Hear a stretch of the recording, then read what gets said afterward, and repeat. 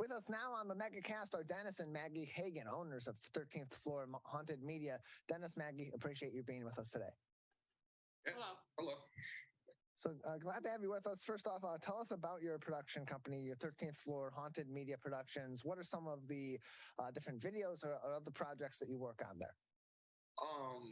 We've got a paranormal series out on our own streaming platform that you can look up. We also are working on other projects like on TikTok, and we also working on other paranormal documentaries after this one that we're working on gets released. So certainly in the last 10 years or so, the paranormal side of media has really taken a big jump, and there's been a lot of people that have gotten into that as a result of hit movies. Certainly Paranormal Activity about 10 years ago or so, a little over that, was a big hit, and that inspired so many people. For you, for the two of you, Dennis and Maggie, when did you get into haunted media and producing paranormal content for people that enjoy it? I actually got into it about 6 years ago. I basically joined a team after I actually watched the shows, and then I was like, striked up my interest. I'm like, do I want to, find out if the paranormal is real or not? Because again, you can fake stuff just for TV broadcasting. So I wanted to find out, is it real or fake? So with that being said, I went and investigated my first local location here, got hooked after I got my first piece of evidence, and it's taken off ever since. And then at first I was just doing it for fun. And then I actually got into wanting to produce my own stuff, my own content, my own projects, my own team, my own everything. So you got into it to see, is it real or fake? Is it real or fake? Ours is real. Yeah, ours is real. we actually own over 100 haunted artifacts in our basement. Actually, off to our left. It's in a room off to our left. We have haunted objects. We have Bibles, dolls, high chairs. We even have a very demonic entity that's attached to a doll. People try to compare us to Ed and Lorraine Warren, but we don't consider ourselves Ed and Lorraine Warren by far. So how do you determine, how do you come into contact with these haunted artifacts and this evidence of paranormal activity in our local area or in areas that you're investigating? What brings you to them? The haunted artifacts, people actually get a hold of us. They basically reach out to us, and I also have a friend that lives in Florida. Him and his team pull out haunted artifacts, and they usually reach out to us like, hey, do you want this? Do you not want this?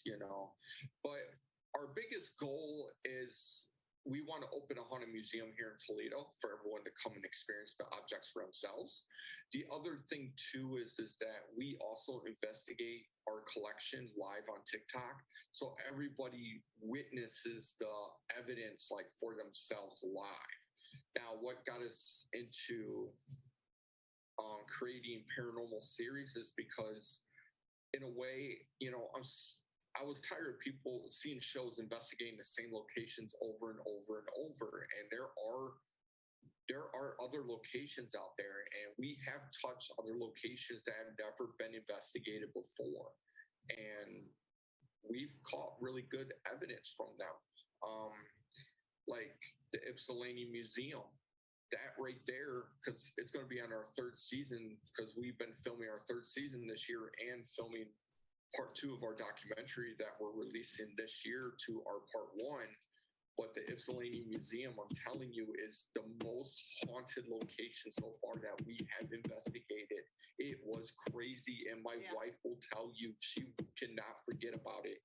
It's stuck in her head. That's how crazy it was. So without giving too much away, what were some of the parts of that experience at the Ypsilanti Museum that were so haunting and jolting to you in particular, Maggie? I'll let my wife go first. I got my hair pulled. maybe not pulled, but like played with. And he got his vest tugged on. We were in a room and we kept hearing like musical instruments, like an orchestra play. And then we looked closer at what was in the cases. It was all musical instruments in there. We didn't even know it. So yeah. So joined by, please, Dennis, go ahead. Yeah. So, and then in the hallway upstairs, we were doing the SLS camera, and I said, "Do you want to come out into the hallway and hold my hand?" And I said, "Come out in the hallway." Then you hear a female voice go, "Wait." And let's see what else. I felt like a spirit behind me. And it was just crazy. It was just nonstop crazy. I lost track of time. That's how crazy it was, because I thought it was later than what it was. That's how much evidence that we captured. It's crazy.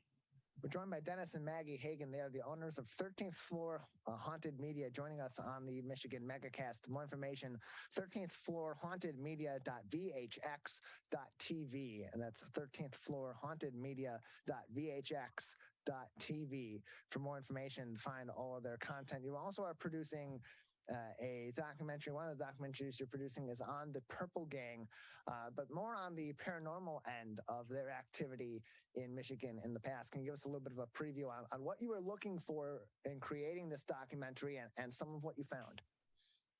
So when I decided to do this documentary on the Purple Gang, I was just researching locations in Michigan, and we came across the Doherty Hotel.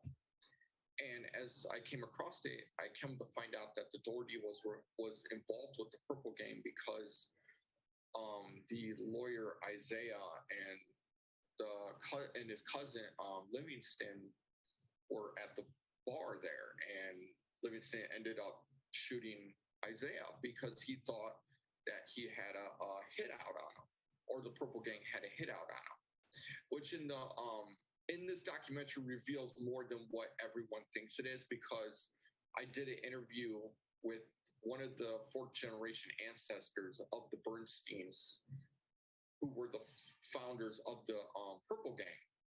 So he goes more in depth into what all led up to that and everything.